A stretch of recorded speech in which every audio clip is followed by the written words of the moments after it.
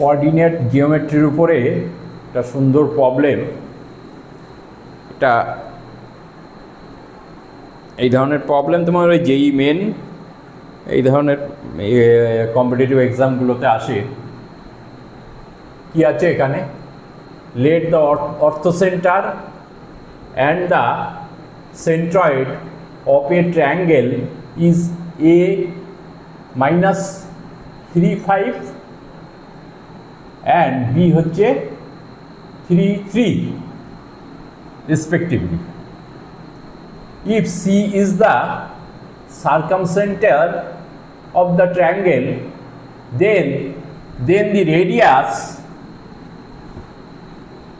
of the circle having line segment AC.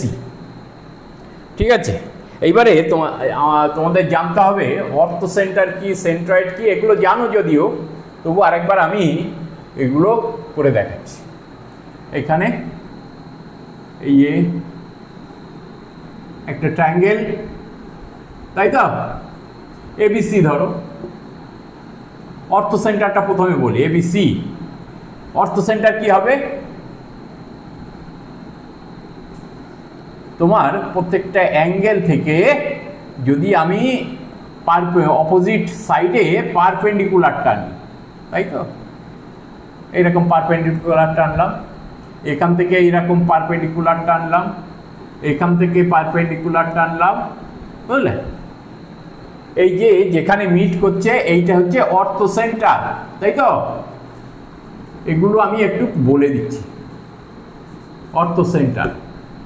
এবারে কি বলছে, সেন্ট্রয়েড। সেন্ট্রয়েড হচ্ছে এগুলো, যেটা দেখো এই একটা ট্রায়াঙ্গেল, এগুলো মুছে দেবো আমি, বুঝলে? এই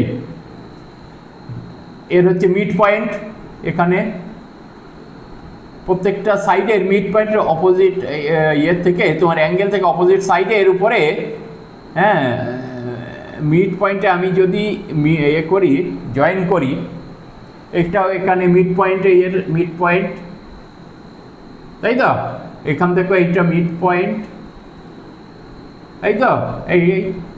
এইটা যেখানে মিট করছে এইটা হচ্ছে তোমার সেন্ট্রয়েড, বুঝলে? সেন্ট্রয়েড, তাই তো, এই হলো। আর সার্কামসেন্টার কি, এগুলো আমি করাচ্ছি, তোমরা এগুলো করানোর দরকার নেই, তোমরা সবই জানো, ক্লাস 10-এ করানো হয়েছে। হ্যাঁ, এবারে এরও মিড পয়েন্ট নেবে, অপোজিট এর থেকে, অপোজিট অ্যাঙ্গেল থেকে মিড পয়েন্টে যদি তোমায় পারপেন্ডিকুলার টানো, ঠিক আছে, এখানেও মিড পয়েন্ট, মানে এখানে এই হলো, এখানে এখানে না, এটা ভুল হচ্ছে, এটা নয়, এইটা এখানে তাই তো। এবারে এও এক জায়গায় হবে সার্কামসেন্টার। তোমরা জানো কি ব্যাপারটা, এখানে মিড পয়েন্ট, এখান থেকে পারপেন্ডিকুলার টানো, তাই তো, এখানেও এটা কি হবে, এর সার্কামসেন্টার, তাই তো। এই তাহলে এটার নাম দাও, এটা এ, এটা বি, এটা সি, তাই তো। এইবারে এখানে একটা ট্রায়াঙ্গেল আঁকো। এবারে বুঝলে এটা, এবারে একটা কমন ট্রায়াঙ্গেল আঁকো, তাই তো। এই ট্রায়াঙ্গেল হলো এবিসি। এখানে ধরো অর্থোসেন্টার এইখানে হয়েছে, তাই তো, তারপরে সেন্ট্রয়েডটা এইখানে, আর সি হচ্ছে সার্কামসেন্টার এইখানে হলো, তাই তো। এই একটা জিনিস মনে রাখবে সব সময়, তোমার অর্থোসেন্টার, সেন্ট্রয়েড আর তোমার সার্কামসেন্টার একই স্ট্রেট লাইনে থাকবে, এইটাই হচ্ছে আসল তোমাদের এই যে ম্যাথের প্রবলেমের, এইটা হচ্ছে আসল জিনিস। তাহলে এইটা যদি হয়, ধরো এইখানে আছে, না না না না, এই এটা বি, এটা সি, তাই তো? এখানে এটা কত বলেছে, একই স্ট্রেট লাইনে থাকবে। তাহলে আমাকে আরও বলছি কি কি হবে, -3 5, এটা হচ্ছে 3 3। এইবারে এইটা আমাকে সিটা সার্কামসেন্টারটা বের করতে হবে আমাকে। এইবারে সার্কামসেন্টার তোমার সেন্ট্রয়েড, এই যে স্ট্রেট লাইনটা হলো ABC, সেন্ট্রয়েড সবসময় এই এসি মানে টোটাল তোমার স্ট্রেট লাইনকে 2:1 রেশিওতে ডিভাইড করে, মানে AB by BC equal to 2:1, বুঝলে? এইবারে এইটা করতে হবে। তাহলে আমাকে কি করতে হবে, 2:1, তাহলে এইটা 2, এইটা 1, তাহলে আমাকে সিটা বের করতে হবে। সিটা বের করতে গেলে কি করব, তাহলে কি হবে, এটা ধরি x1 y1, তাই তো? তাহলে x1 আমি কি করব, এই 3 x এর কোঅর্ডিনেট, এর x এর কোঅর্ডিনেট কি হবে, সলিউশন লেখো এখানে, আমি এত বলে দিলাম। তাহলে এখানে একটু লিখে নাও,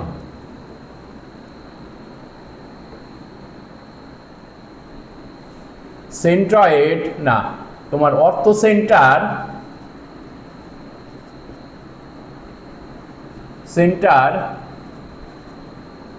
তারপরে তোমার centroid and সার্কামসেন্টার,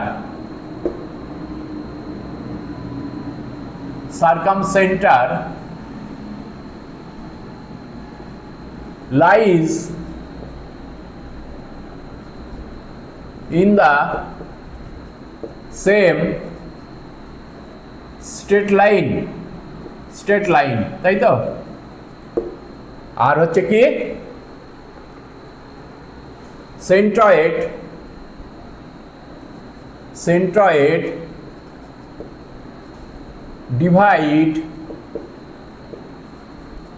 divide the AC, divide AC, centroid divide AC in the ratio 2:1, তাই তো? তাহলে আমাকে এবারে এই এটা বের করা যাবে, এইটা বের করা যাবে, তাই তো? x1 y1 কীভাবে বের করব, তাহলে আমি প্রথমে ধরবো এইটাকে 3 equal to 1 into -3 plus 2 into x1 by 2:1 মানে 2 + 1 মানে 3, তাই তো? কত হবে, এখানে কি বেরোবে, 9, তাহলে এখানে হচ্ছে -3 প্লাস 2x1 ইকুয়াল টু 9, তাই তো? তাহলে 2x1 ইকুয়াল টু কত হলো, 2x1 ইকুয়াল টু 9 + 3, তাই তো? x1 equal to 12/2 equal to 6, তাই তো? এবারে y কোঅর্ডিনেটটা বের করব, x1 বেরিয়ে গেল, এবার y কোঅর্ডিনেট কি হবে, y কোঅর্ডিনেট এখানেও 3 আছে, 3 equal to 1 into 5 plus 2 into y1, তাই তো, বাই 3, তাহলে কত হবে, তাহলে কত হবে 5 প্লাস 2y1 ইকুয়াল টু 9, তাই তো? 9 কি হবে, তাহলে 2y1 ইকুয়াল টু কত হচ্ছে 4, তাহলে y1 equal to 2।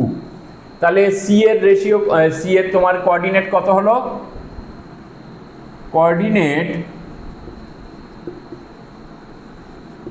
Of C হচ্ছে 6, 2, তাই তো।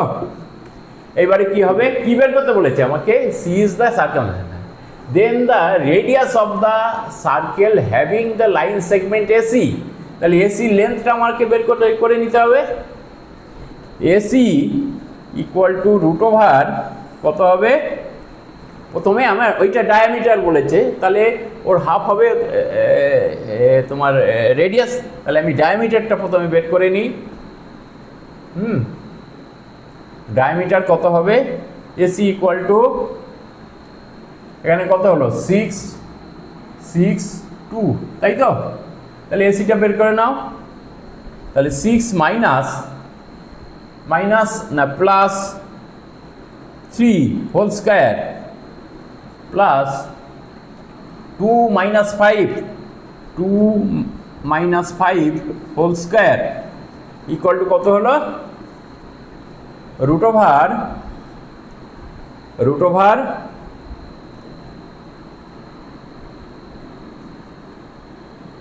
81 প্লাস এটা কত হবে 9 ইকুয়াল টু কত হচ্ছে, ইকুয়াল টু 90 ইকুয়াল টু কত হয় 3√10, তাই তো। তাহলে এসি ইকুয়াল টু হচ্ছে 3√10, মানে এটা হলো ডায়ামিটার। তাহলে রেডিয়াস কত হবে, রেডিয়াস অফ দ্য সার্কেল